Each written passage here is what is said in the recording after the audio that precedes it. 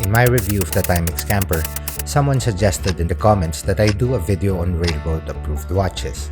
Not knowing much about the topic, a few vague ideas came to mind.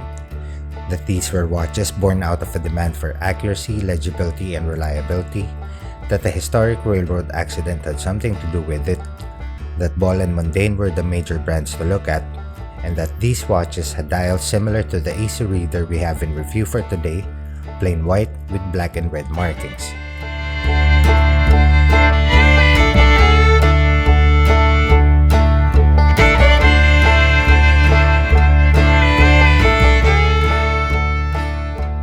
So I had to get a watch for the feature, but it could never be a Ball due to one very straightforward reason: I couldn't afford one. So the hunt for the most practical tribute to a railroad-approved timepiece was the first thing to do. I'm not ready to get into vintage territory either, so these were the brand new options I looked into. And I'm a cheap watch guy, so I obviously went for the Timex. Well, it doesn't have this line of text printed anywhere on it, neither does the brand claim any connection to the history, but could you think of any other reference Timex may have looked into for this design? If so, I'd love it if you could inform me in the comment section below. With the watch on the way, I had to work on the script, and boy did I quickly realize what I got myself into. The history of these watches goes all the way back to the 19th century, significantly touching on topics such as the history of railroad transport, beginnings of the American timepiece industry, and the earliest suggestions for the adoption of a world standard time. To keep this video more in tune with the watch review, I won't be digging too deep into those topics, but will leave my references in the description in case some of you would like to do some extra reading. I won't be touching on the improvements in the accuracy of the movements used in such timepieces through the years either, which would logically follow the demands for punctuality in the growing transport industry of the times. Instead, I'll be looking into each of the distinct details that make this very familiar dial design. Dial designs based on the convention of double 12 markings, later to be known to collectors as the Canadian dial, have their origins as early as 1879 when Sir Sanford Fleming, then a very prominent surveyor and railroad engineer in Canada, first presented the idea of a worldwide standard time. After missing a train during his travels in Ireland back in 1876, because of a schedule mistakenly printed PM instead of AM, Fleming saw a solution in using a single 24-hour clock for the entire world, which is conceptually located at the Earth's center, a system of coordinated time that would eventually lead to the present time meridians.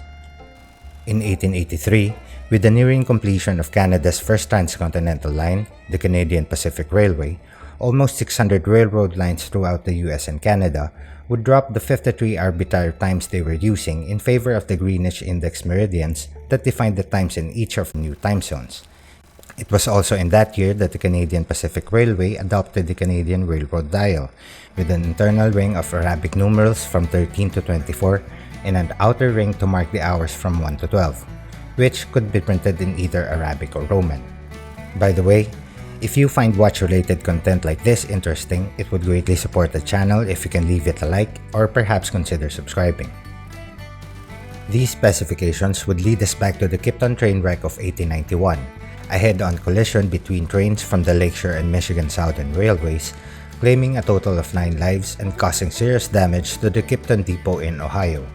Webster Clay Ball, then a prominent jeweler and watchmaker in Cleveland, was tasked to investigate any timekeeping issues which may have caused the accident, and Ball's reports did confirm exactly so.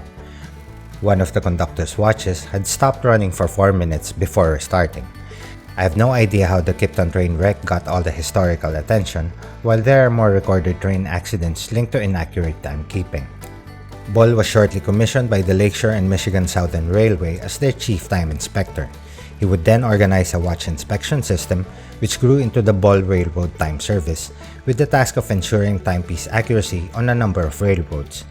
Ball appointed dealers of his watches and jewelry as actual inspectors, and who would later make up the Ball Watch Company. Ball would also propose the adoption of a new set of timepiece specifications which would later be approved as the General Railroad Timepiece Standards. Railroad watch standards would evolve through the years with manufacturing advancements and the emergence of faster trains. New specifications would favor improvements in accuracy and reliability for the most part, but would also lead to the design of two popular dials.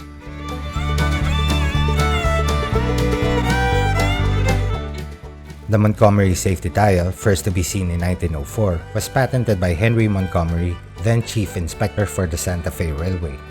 Take note that each minute is marked and has an upright orientation rather than radial. Slightly larger 5-minute subs were also emphasized in red.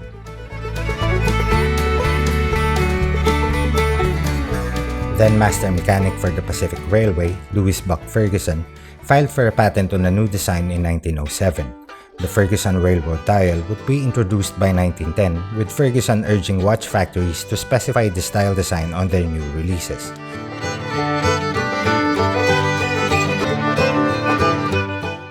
Despite aggressive advertisements that went on the line of minutes at a glance, the demand for the dial began to fall in less than 4 years. Ball would later question the design's legibility and would ultimately be prohibited on most railroads across the country, consequently leading to the closure of the Ferguson Dial Company.